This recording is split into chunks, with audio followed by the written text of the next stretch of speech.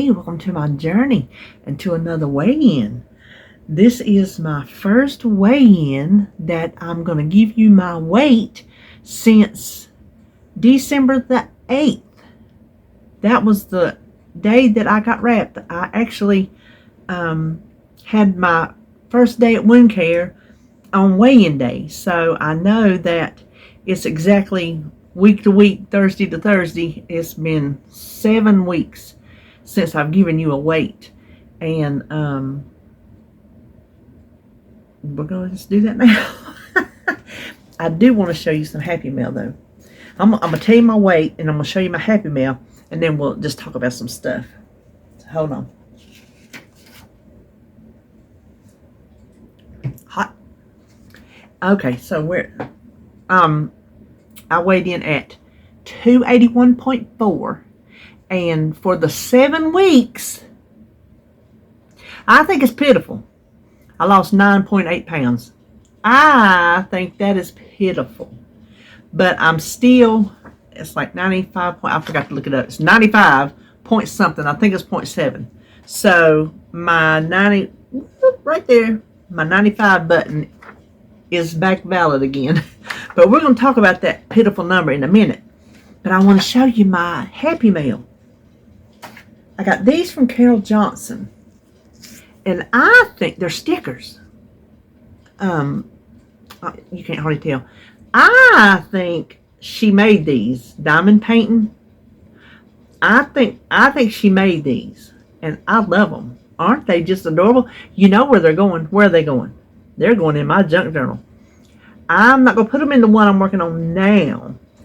The one I'm using next is the one I'm going to put these in, because I'm going to do it. I think I'm going to do it a little different. I know I'm going to sew in it. I got me a new sew. Look back there, right there. Got me a new sewing machine. Yes, I did. My other one was just, I had it since the 90s. It was just wore out. It just was not doing its job properly, so I just quit sewing on it. So I got me a new one of those, and my next junk journal, I want to sew my trims in, my laces and ribbons and things like that in. I've done it before, but it's messed up on the pages. It just was wore out. So I've been practicing on that one this morning, and I like it. Knock on wood. I can do, because I'm not a sewer. I can sew straight lines, and I've made tote bags and just different little things over the years, but not like, I can't sew clothes. I can sew other stuff, but I can't sew clothes. I can't follow a pattern. Oh, I got those patterns from, good thinking. I got those patterns from the Dollar Tree. Remember I hauled those? It was an apron and I can't remember the other one. I put them over here in the drawer. Well, now that I got a sewing machine, I'm going to work on that. Hold on just a minute.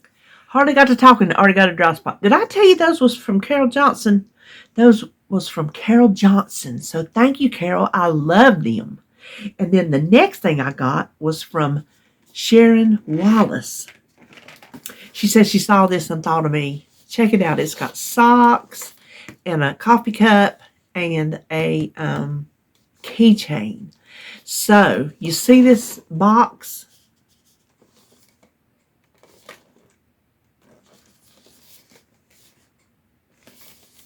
Where do you think this box is going? I'll give you one guess. This thing is good. After I get all my goodies out, this box is going cut up, and it's going in my junk journal. I don't think I'll put it in this one either, because I have, no, that was in my old one. I guess it will go in this one. My last friend's box was in my Count Chocula. I don't think I have any in my Blueberry. I'll have to look and see. If there isn't any in Blueberry, then that's where this is going. So thank you, Sharon. I love it. I think it's so cool. I told David, he thought it was very cool. So I appreciate it. Both of y'all. I thank y'all both for my Happy Mail. It does. It makes me happy. Oh, let me move. I don't want that to fall. Gosh, I got something going on. Golly. But I've started, since last Thursday, I stopped wound care. I told y'all that last week.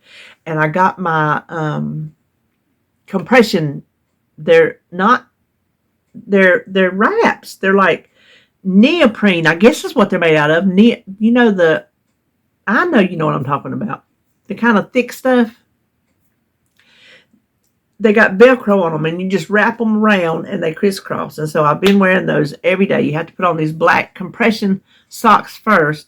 Oh, I meant to bring one of those in here. They're wet. They give you one compression wrap and 2 black hose, so that way when you're washing one pair, letting them dry, I don't put them in the dryer, then you have one to wear. But I found a way, and if you wear compression stockings that are either knee-high or thigh-high, I don't think it's going to work on full ones, that pull up like pantyhose. Because that's 2 of them, you wouldn't be able to, I don't know, maybe you can give it a try. But I found a way to get your compression socks on without trying to get your foot down to the end and pull and pull and pull and pull. Man, hold on a minute. Okay, so I just went in there and found a sock. I'm going to show you the easy way. I didn't buy one of those things that you put the sock on and stick your foot down in there because I thought, well, if I could save the money, I will save the money. And so this way works. So get your sock, leave it right side out. Then you're going to take your hand, stick it in the sock, find the heel. You can see the heel good on this. See the heel right here? Grab it. Just look, make a little muppet out of it. Grab it. Pull the top over it. And you're holding the heel. Then you just put the heel on see the heel right there? Put it on the bottom. Put your foot into the sock. See, it's right there at your toes. You don't have to pull and pull and pull and pull to get the end on your toes because it's right there. Then you just have to pull up the rest. See how my hand is right there? My toes. And then you pull up around your heel. And there you go. Your compression hose is on. Isn't that cool? So if you need to back that up and go slower, back it up because I'll tell you, it's a game changer if you try it. If you have ever worn a compression hose, and I'm not trying, listen, you might have trouble just getting your socks on. Give it a try. I don't know. You might wear tight socks. But it's a game changer because it puts your toes right there in the end, and then you just have to pull it up over your heel and then just pull it up on your leg. So it works great. So that is the tip I want to pass along to y'all today. Now, what we was going to talk about, and I got a letter to read to y'all too. We'll get to it in a minute. This here weight loss. Oh, let me get a cup of coffee and drink. I know a loss is a loss. I don't think 9.8 pounds in 7 weeks is good. I just don't. I know, I tell you, I have had the same struggles now since before weight loss surgery. The weight loss surgery is a tool, and I don't think I'm using my tool properly because I'm struggling so hard to find my groove, and I don't think, I gained weight last week, wasn't it? Wasn't it last week I gained weight? Well, at least what I had lost and gained this past 7 weeks, I got back to my 95 pounds. So I'm proud of that. I mean, I'm proud of 95 pounds. That's a major accomplishment. And most of that was done before surgery because I've not really lost that much since surgery. What? Maybe, hold on, I'll do the math. I'm not going to do the points because I don't know the points. I'll just do hold on. Okay, Google. What is 306 minus 281? 306 minus 281 is 25. So, I have only lost 25 pounds in 3 months. And I think that is terrible. I know I cannot compare myself to other people who had surgery. But it's hard not to. When you see their big, wildly successful the pounds are just melting off of them like some kind of mountain where the snow's melting. It's just rolling on down. Well, it's not happening to me like that. I'm still struggling with the same problems. Now, do I think I would have lost 25 pounds in 3 months without the surgery? No, I don't. While I think it's not enough with surgery, even though the surgeon told me, he said, keep up the good work. So to him, it was fine. So, I mean, he sees this day in and day out, day in and day out. So to him, it was fine. I think the worst thing I did, they say join that Facebook group for support. I think that's the worst thing I did because, well, I've seen other things on TV, and I've seen I know that you have a good result most of the time when you have the weight loss surgery. But these were real people. I know the other ones are real people too. These are real people that like live here in my area, in my town, who had the surgery. A lot of them with the same surgeon that I had. So it's closer relatable when it's something like that than somebody you see on TV, even though they're real life too.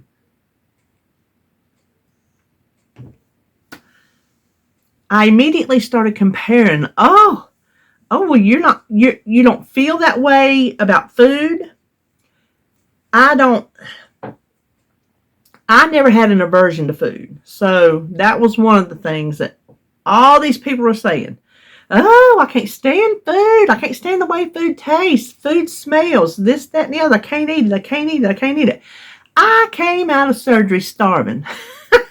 I ain't joking. When I woke up in recovery and, got my wits about me and this, that, and the other, it was later on that day. I was hungry. There was none of this, oh, I feel terrible. I had just had major surgery. I mean, they cut off, part of my stomach and stapled across. I mean, I was hungry. I thought I was starving. I wanted more than the liquids that I was given. And I was sipping like I was supposed to, sipping, But I wanted food.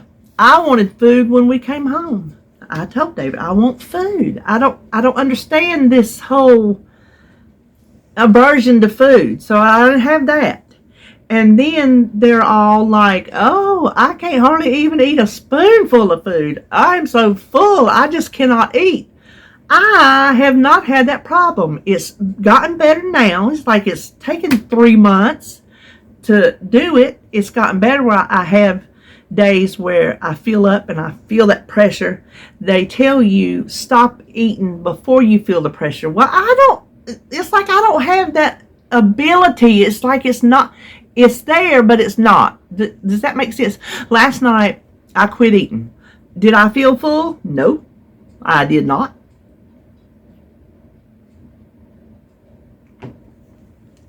I could have eaten more. I'd have made myself sick.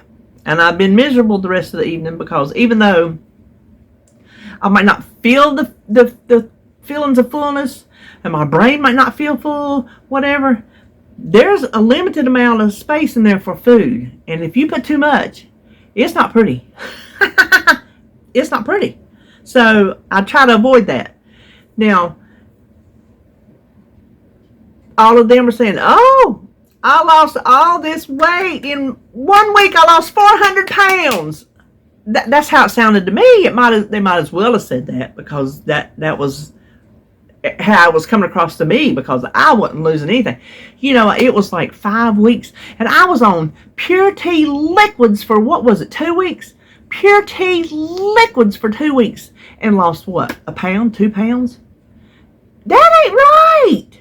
I should have dropped some major weight. Well, I did not.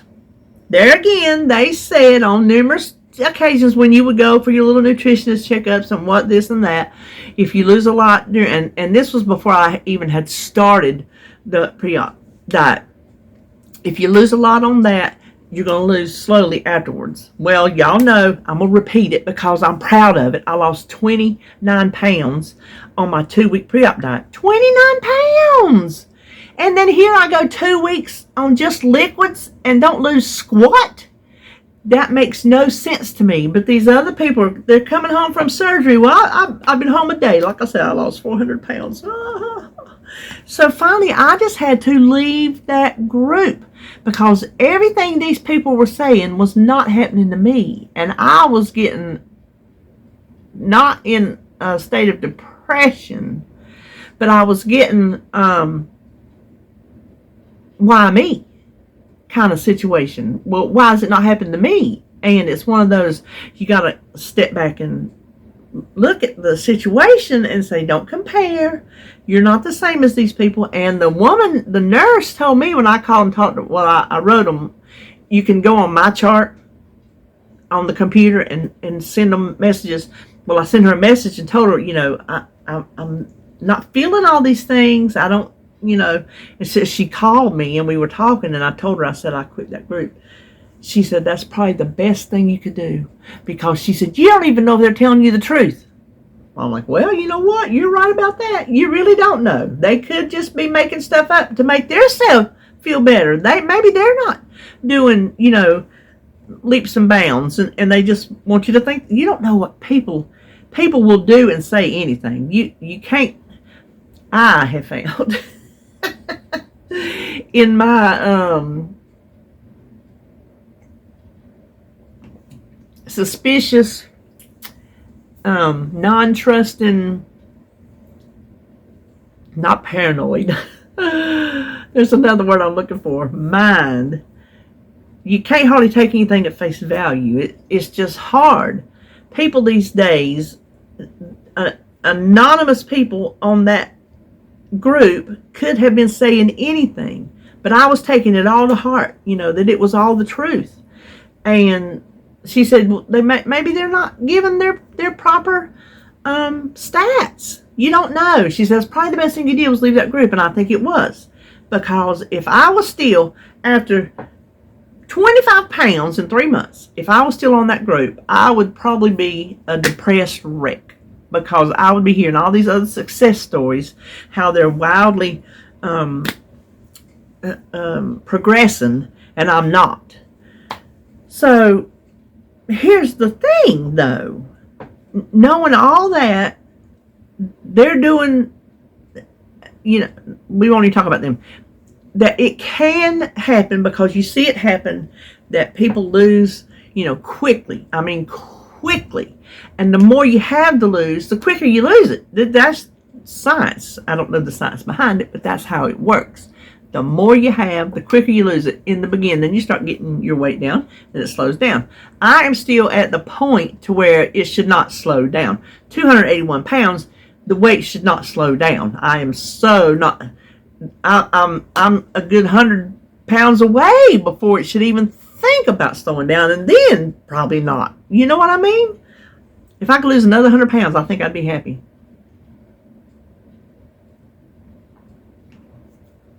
And you know what? I hadn't even asked that surgeon what I need to do to get my knees fixed, because that weight loss surgeon, he said he wanted me to wait 3 months. So I just hadn't got around to asking. I'll find out. But here is the thing. I think I've got too comfortable. Now, yes, I don't have all these food aversions. I can't help that. I don't have, food don't make me sick. I still want food. I still think about food. I study on food. I very rarely get filled up. I stop when I'm supposed to, even though I could keep going. Now, I ate too much sketty the other week. I did. I ate too much sketty. Because y'all know how I love that sketty. And it was going down good too. And I ate too much. Now, I didn't get sick or anything. And that's kind of scary right there, that I didn't get sick. I mean, I didn't eat like 4 pounds of it. I just ate more than I should have. But I think, since I don't have all these problems, food don't make me sick. The smell of food don't make me sick. Food don't fill me up. I still think about food. I think I've gotten too comfortable back in my old ways of, like, subconsciously ignoring the fact that I only have a pouch. I'm not weighing and measuring my food, and I should. I was doing that in the beginning. When I went to see that nutritionist, how much food you're eating, I'm eating 3/4 of a cup. So if I had 2 things to eat, I would do like a half a cup of one thing, the protein, and let's say I had, I don't know, some vegetables, 1/4 cup of vegetables, and that's it. I would eat my 3/4 cup of food, and I wouldn't eat any more. But I still wasn't losing no weight. So now that I'm sitting here saying it out loud, why did it matter? Other than the fact I didn't want to get sick by putting too much in my pouch. And then she said, well, you can have a cup of food. And then if you're still hungry, you can have non-starchy vegetables. So that tells me you can have more than a cup of food. If I'm still hungry after I eat my cup of food, mostly protein, then have some cucumbers. Well, you're putting the cucumbers on top of the cup that you just ate, so that is more food than I was even considering eating. And when I was eating that little bit of food, I still wasn't losing weight. So, I mean, what's that about? But I do need to go back to weighing and measuring. Now, I'm here to tell you, I ain't weighing and measuring and counting and calculating cucumbers or broccoli or green beans or lettuce. I'm just not doing it. What little bit of calories you get out of those vegetables is not enough to put a blip on the screen. Even if I'm sitting at 1,300 calories for the day, which I hadn't got to yet. Not even not weighing and measuring, I've not got to, because I'm not eating that much. I'm eating some days maybe more than I should, but I'm not eating that much. Does that even make sense? Y'all know what I'm trying to say. I'm not eating enough to zoom them calories out of range. 20, 25, 30, 35, 40, 45, 50 calories worth of vegetables. What big a deal does that make in the scheme of a whole day? Nothing. So I'm going all Weight Watchers on that. I am not counting my non-starchy vegetables. But I think I have gotten slack as far as, I won't say like chicken breast. I can kind of look at a chicken breast, like the one I had last night was probably 2.5 ounces. It was the smaller. What I do with my chicken breasts, because they're all so doggone big, I cut them in half, and a half is what we consider a chicken breast. That's what we eat. That's plenty for us. That's because we never eat a full big chicken breast. We never eat the whole thing.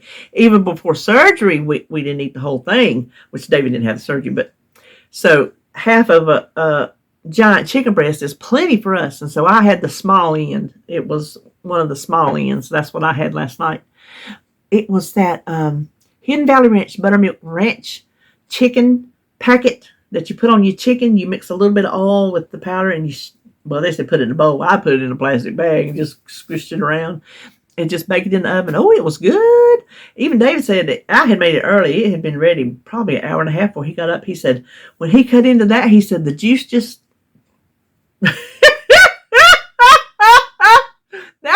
that was rude. I can't cut it out because I was talking. And some air bubbles come up. It wasn't really a burp. It was just I think it was some coffee bubbles of air or something. I'm sorry. Act like y'all ain't never done it. What was I saying? He said the juice just came out of it. I said, well, I had it made like an hour and a half ago, so it was really good. If you see it, try it. If you eat seasoned packets, give that one a try. So that's the size of chicken breast. It was probably 2.5 ounces. But I know those little half ounces, half breasts are 3 to 4 ounces. So I'm not going to measure. I'm not going to weigh that every time, just because I know I've measured them enough.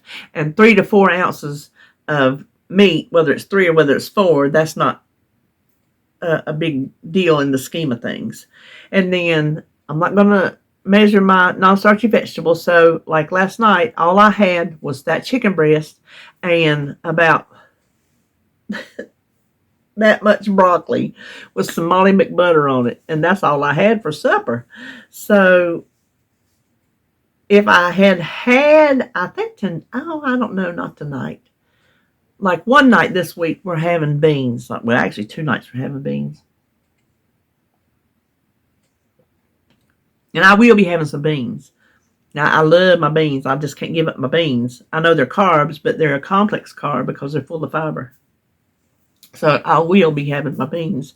But I put on my menu plan so I would know, which I know in my head, just to have a 1/4 cup of beans, because that's really all the calories and carbs that I want to have. So I will measure those out. What I need to get better at, this is where I think I'm too comfortable, is with recipes. If it's like a hamburger patty, I know what it should look like. With a recipe, say a casserole, I'm scooping it out. I'm not measuring it. I should put it in a cup and then put it on my plate. And I'm not doing that. I think I've gotten too comfortable because, like I said, these other things aren't happening to me. The tool, and I've told you before, the tool that's working for me is knowing that if I eat too much, I'll get sick. That's the tool that's working. It's not an aversion to food. It's not feeling like I'm going to throw up when I eat food. It's not food makes me sick. It's none of that. So I don't understand why I'm not losing, because I don't eat casseroles every day. I don't overeat except for like the spaghetti. Every now and then I'll eat a little bit too much of something.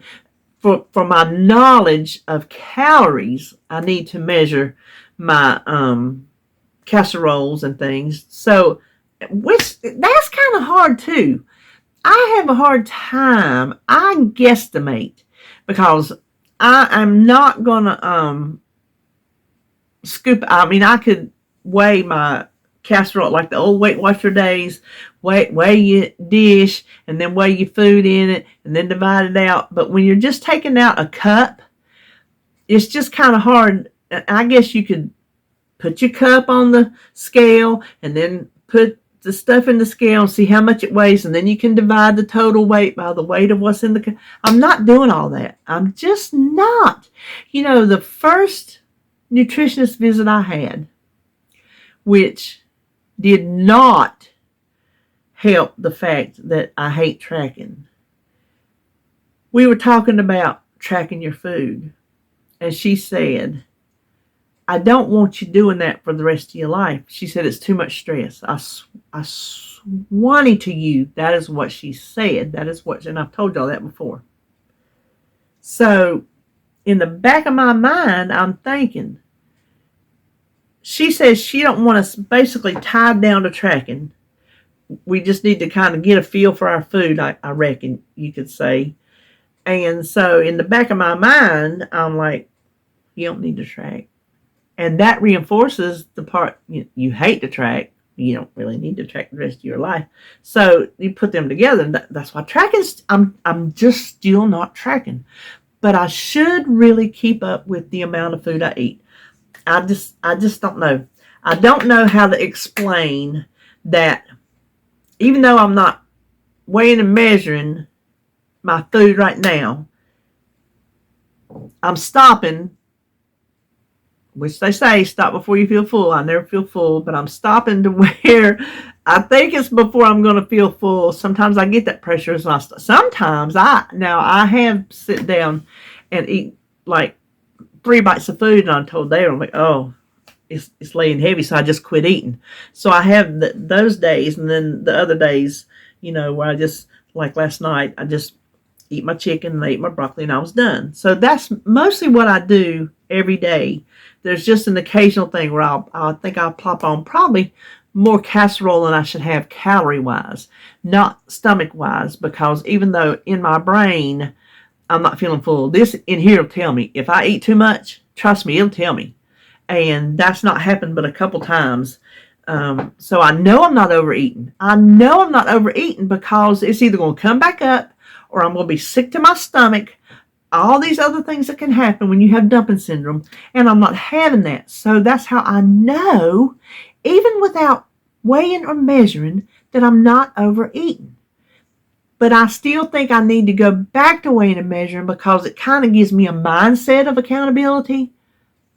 Whereas just dumping it on the plate, there is no accountability. I'm not thinking about it. And I think I need to think about my food more at this point in time because 3 months, that's not enough to be settled in. I don't think it's enough to be settled in. I'm still navigating this whole situation.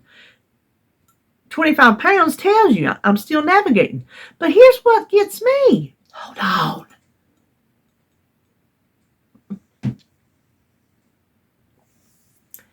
How, if I'm not eating too much, am I not losing more weight than I'm losing? How in 3 months did I only lose 10 pounds? Tell me. Tell me. If I know I'm not overeating because I'm not getting sick, if you got a pouch this big and you put this much food in it, then things are going to happen. It's not happening. So that's how I know I'm not overeating. Why am I not losing? Why? Just why? It's getting on my nerves. I know. Slow and steady wins the race. Well, I don't want slow and steady. I ain't gonna sit here and pretend like I am. Y'all know I just be telling y'all how I feel. And how I feel is I don't want slow and steady. I want fast or faster. I can at least say I want faster. I want what other people who had weight loss surgery have. I ain't gonna lie. I do. They say don't covet, but I covet what they have. I ain't lying to you. So anyway, that's where I stand. It's kind of like I don't know. It just like all don't make sense. I'm not overeating, but yet I feel like I need to weigh and measure to make sure I don't overeat, which I'm not overeating because then I'd be sick. But I need that accountability. But then she don't want you tracking. So if you don't track, then do you have to weigh and measure? What? It's too much. It's too much. And I'm just struggling finding that sweet spot. I don't know what to tell you. I've not got that stride. I had it on liquids. I had it on pureed foods, soft foods, the beginning of food, and somewhere along the line, I just got too comfortable. And even though it's only been 25 pounds over the whole 3 months, I don't know. I hadn't looked back to see like what weeks I gained or what weeks I lost, what I was doing. I can't look back in the tracker because guess what? I don't have one. I guess that would be a good reason to do it, but I don't know. It wouldn't have on there, the vegetables I ate because I ain't tracking. I told you I ain't tracking no vegetables. So anyway, that's just where I'm at. I'm just like all over the map, and all I know is I'm just going to do the best I can do. I can't do any better than the best I can do. So anyway, that's enough. That is enough. I'm just like, I want to read a letter to you. She told me, you can share this letter, just don't share my name. So I will absolutely not share her name. Now, the beginning is just nice things to me. I won't read them because it sounds like I'm tooting my own horn, but they're very, very nice things. I will just go into her portion of the letter about her.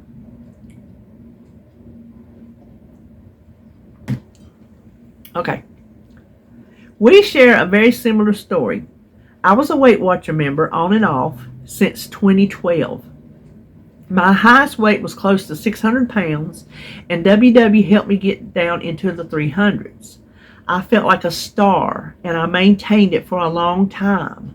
When you're young, being fat but mobile is no problem. Oh my gosh, can I relate to that? Then you start to age, and your knees and back start to hurt. Then being fat is no longer fun. I coasted for a while, then the pandemic hit, and I started gaining. When I was up close to 100 pounds, I took a chance and went overseas for VSG surgery in the summer of 2022. That's the vertical sleeve gastrectomy. I could not get approved in the U.S. No comorbidities and over the limit. What's that about? I was like, no more. I can't go back. I can't regain all that weight. I am currently close to 7 months out and am struggling bad. The demons come back with a vengeance. Have we not said, did I not tell y'all I fight them food demons? I was not one of those lucky, listen to this, we are so similar. I was not one of those lucky ones that lost the hunger cues. Food is always on my mind, that's just how it is. But I do my best. Mental health is overlooked by many who have surgery and or lose weight quickly. The mind-to-body connection is 90% of the struggle. Since the beginning, I was told that people who go into surgery with a history of chronic dieting move a little slower. Well, that's me. I also lost a ton during pre-op, and that slows down your post-op weight loss as well. Told you. The chronic dieters are metabolically different going into surgery as opposed to someone who never struggled. Despite moving like a turtle, the doctor is only worried that I get close to 65% goal post in 18 months. Lose 65% of your excess weight. We keep up with the nurses virtually post-op. In a couple weeks, I should hit my 100-pound milestone. How awesome is that? 100 pounds in 7 months. I say, go, girl. It has been hard. I know it has. This is no magic bullet, but I am proud of my little journey, as you should be. It's a rough road, and we love to compare ourselves to others, so I quit the online groups with all the bariatric food police. Girl, my group had them too. I can eat a cup of food now, but even with that portion, you can do a lot of damage if it's macaroni and cheese, LOL. Not perfect, just human. Not to mention that chips are a slider food, a notorious one. For support, I went back to Weight Watchers for the network. It feels familiar, and that helps me stay motivated. That is the truth. Weight Watchers, when I started in April of 2018, it was Weight Watchers, and I've been off and on Weight Watchers ever since, and it does feel familiar. That's when I talk to y'all, points always comes up because it is familiar, and that's like the first thing that pops up. It pops up in my mind, points, before it does calories. I use the point system to track and focus on high protein. That's how I am rolling, and I hope I go far. A mashup of VSG and Weight Watchers. I adjusted my weight down 50 pounds in the app, and the system gives me a point calorie goal in the losing it range that my nutritionist is okay with. I use the app to track with the adjusted goal. I always subtract 50 pounds from my weigh-in to keep the points steady, and I use them like any member would. That's my hack to use WW to stay accountable without struggling with tedious calorie counting. I hate it. If you ever weighed a banana, you know.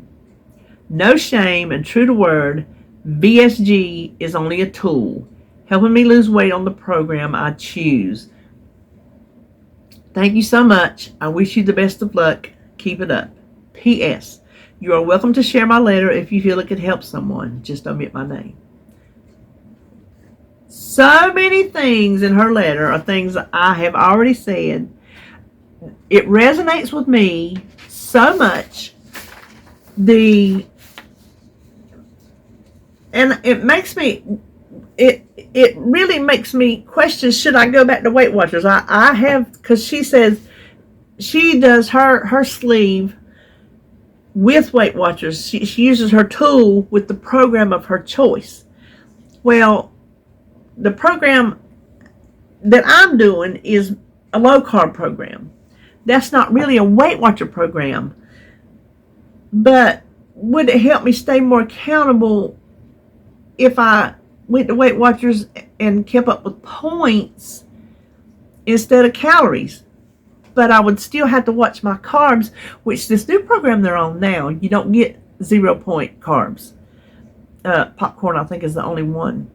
Like no potatoes and pastas and rice, none of that stuff. So I couldn't be tempted to say, oh, well, it's 0 points, I can have it. I don't want to pay for Weight Watchers, but then I think since it is familiar, and there are a lot of people who had weight loss surgery who went to Weight Watchers to help them stay accountable, to lose, or to maintain. I know one right now who has become a good friend of mine. I won't name her name because she might not want people knowing she had weight loss surgery. Years ago she had it. She's on Weight Watchers now. It helps her maintain. She maintains her weight loss on Weight Watchers. There are other people out there who have told me they've had weight loss surgery and they're on Weight Watchers. So, after reading her letter, I'm like, wonder if I should do Weight Watchers. But then I don't want to get back into like this week my menu is very low carb. And I need to keep it low carb because they want you, my group. And I have another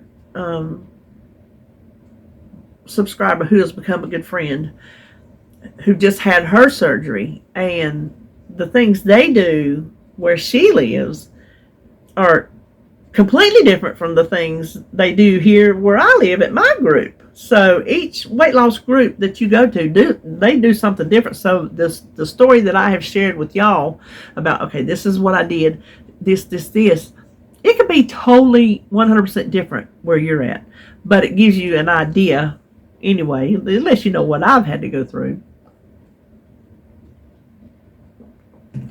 So ours want us to stay 50 grams of carbs or less. I can't keep up. If I went back to Weight Watchers and counted points, it would not give me a running total of carbs. So the only way that I would know that I really didn't eat too many carbs is to not eat carbs.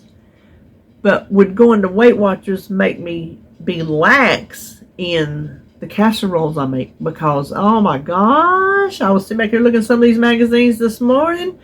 I find so many things I want to make that are just loaded with, pasta and pasta. I did print out one recipe or cut out one recipe that it's got carbs in it. But you know what? I've been eating some. I've been eating, one day this week, my menu plan is 57 carbs. All the rest, I don't come close because if I'm not eating the carbs, then I'm not coming close to the carbs. If I do eat carbs, it's a very small portion. Like, now I did eat a baked potato one day. I wanted a baked potato. I'm not going to not have it if I think I really, really need it. I'm not going to eat baked potatoes as a rule. But if there comes a day that I make one for David and I think I've got to have a potato or bust, I'm going to have one. Or else I'll just start trying to find something to satisfy that urge in me. And it probably won't be as healthy as a potato. Because you know what? Taters are good for you. Taters, they have more potassium than a banana. Look it up. Look it up. Good old taters have all kind of nutrients in them.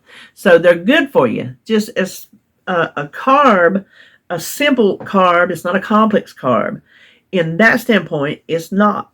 So would I be, what do y'all think? What do y'all think? Now, obviously, I'll make my own choice. But just sitting here, just, thinking out loud, I guess you could say that's what I'm doing. I'm thinking, pretty much this whole video has kind of been a thinking out loud kind of thing. Some little revelations has come to my mind. Should I do Weight Watchers to stay accountable? Because,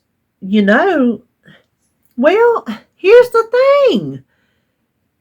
I could eat more. Well, not really. I would have to weigh and measure my food to get the proper point count.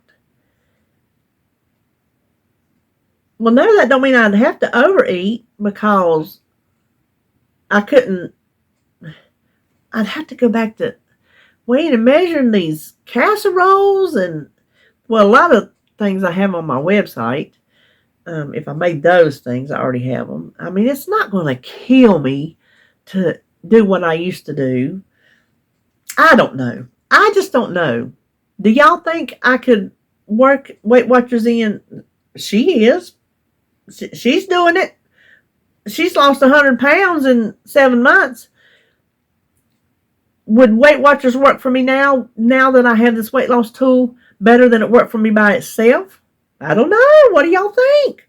Give me some feedback. Don't tell me, oh, you have to do this or you have to do that. Just give me some feedback of just what you think. Which what you think could be you have to do this and you have to do that. Like I said, obviously the bottom line is my choice. But I've just contemplated in my mind if that should be a thing.